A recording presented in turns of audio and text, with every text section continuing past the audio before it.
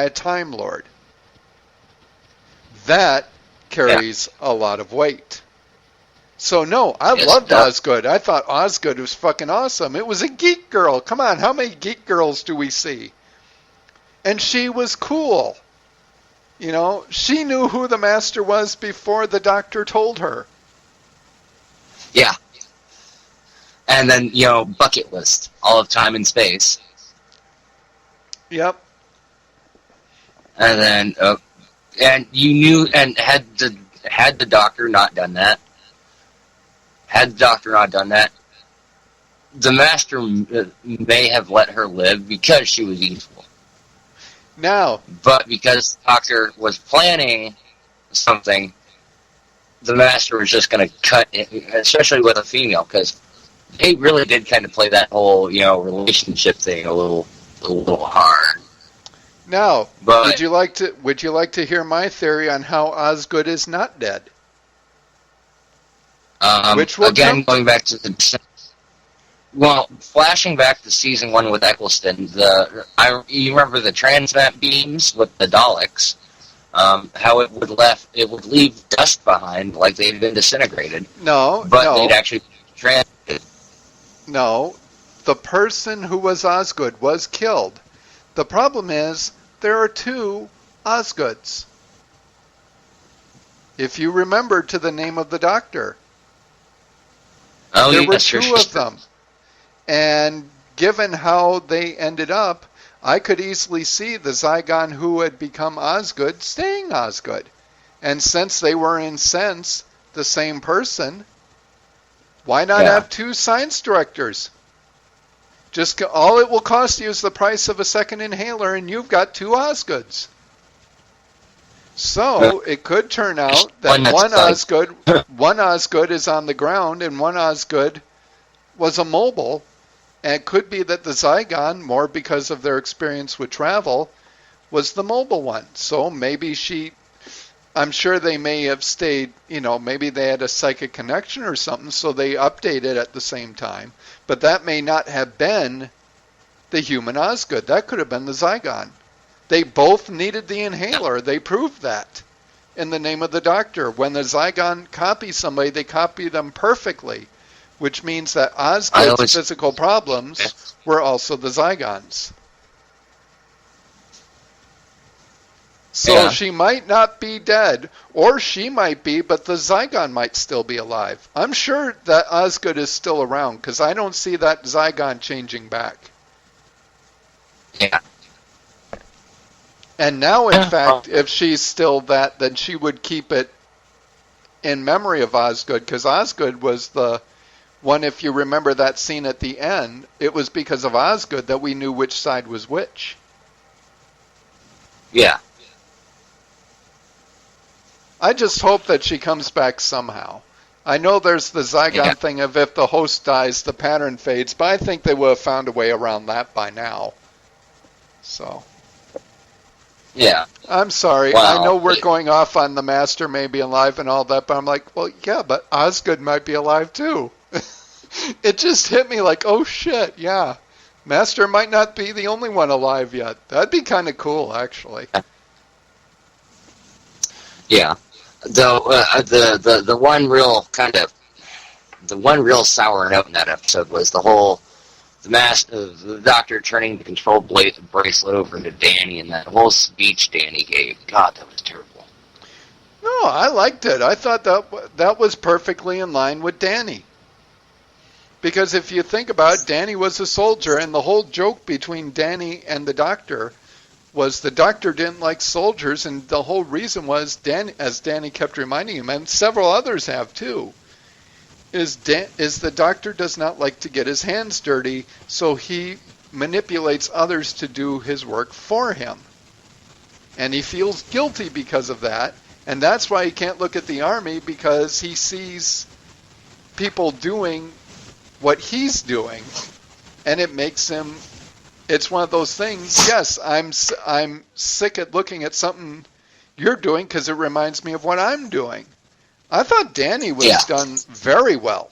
I actually got teared up at Danny and Clara, because that is That was fucked up. That really. Yeah. And the fact that Danny gave one last emotional jab to the doctor because the doctor wouldn't turn the emotional inhibitor on, and Danny's response is, yep, typical officer, doesn't want to get his hands dirty. I think they played Danny really good for that, because Danny went from being, quite honestly, an emotional corpse to being a cyber soldier who, because he wouldn't delete his memories, was still in command of himself.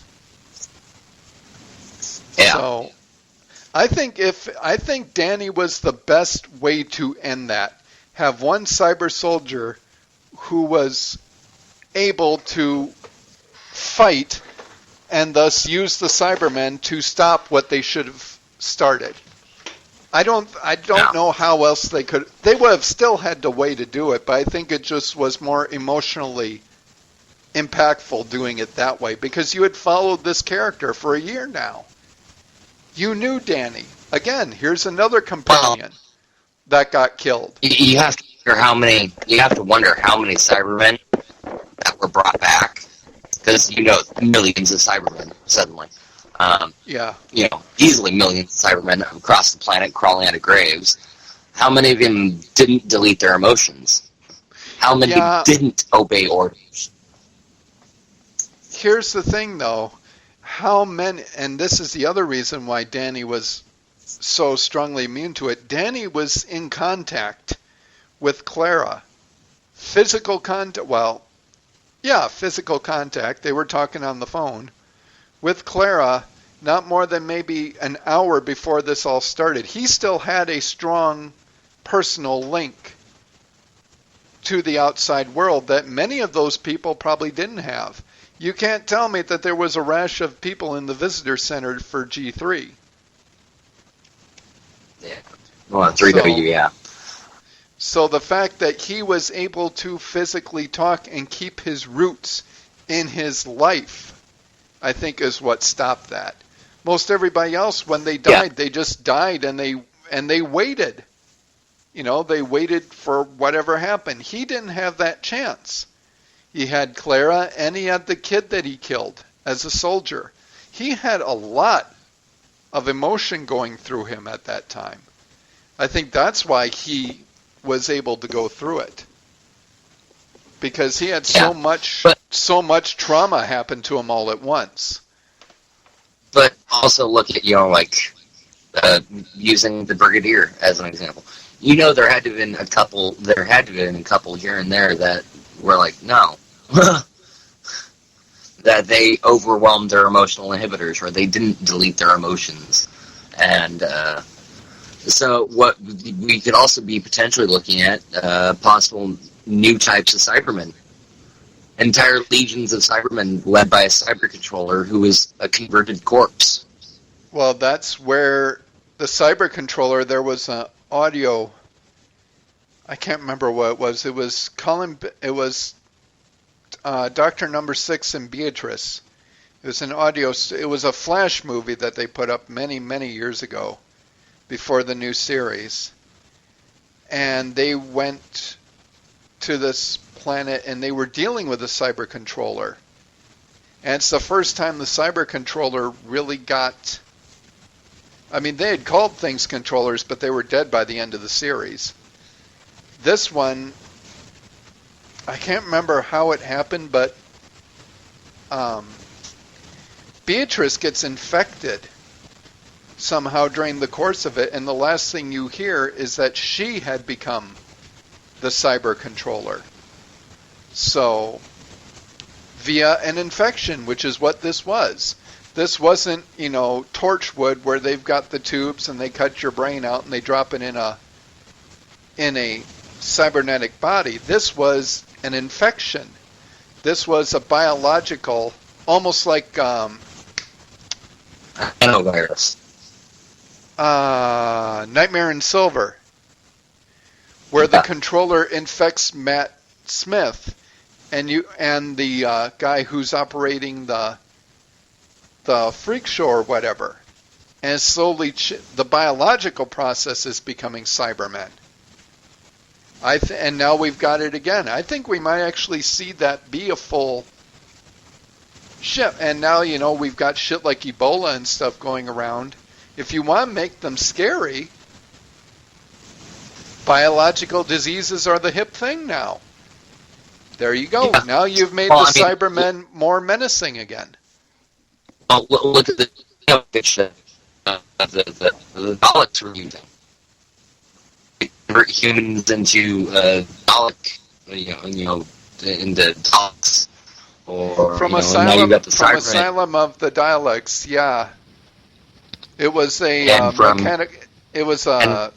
mechanical virus. It was a security virus, is what it was. And you've got and then also in the Name of the Doctor, or Name of the Doctor, and Day of the Doctor, and all that fun stuff. And you've also got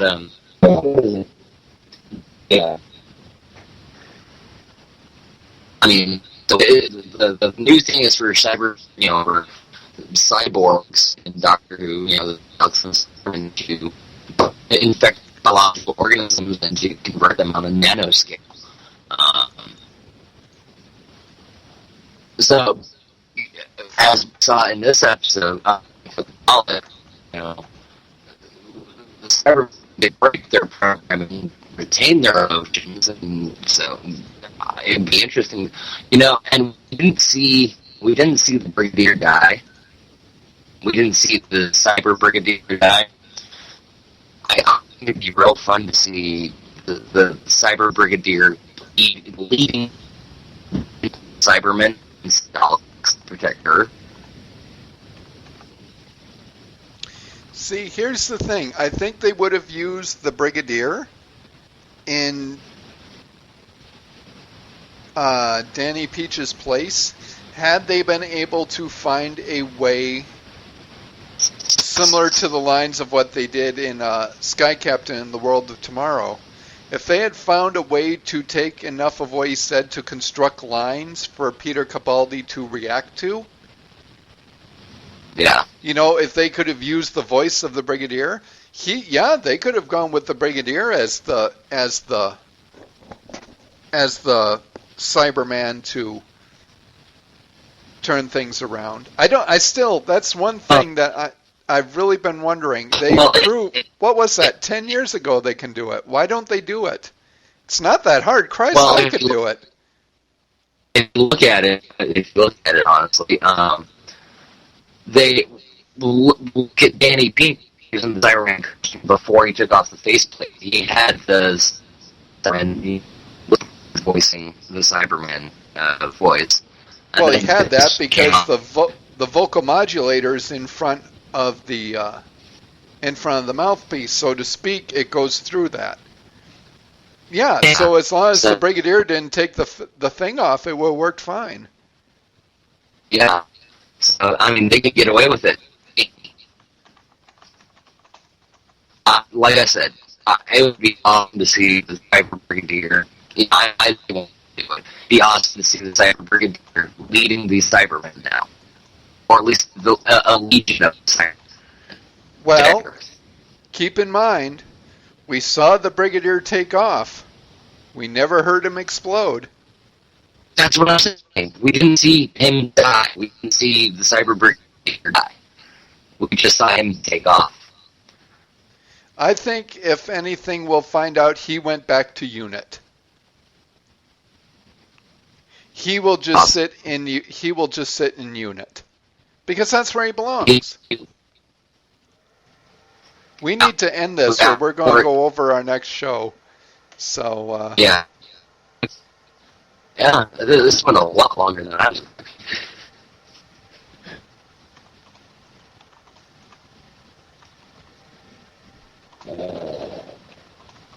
Yeah, but let's cut it. I have to use the toilet. Okay, so, I'll just play us out and upload then. We'll talk to you whenever, probably next week. I'll probably talk to you tomorrow. Because tomorrow is Veterans Day, by the way.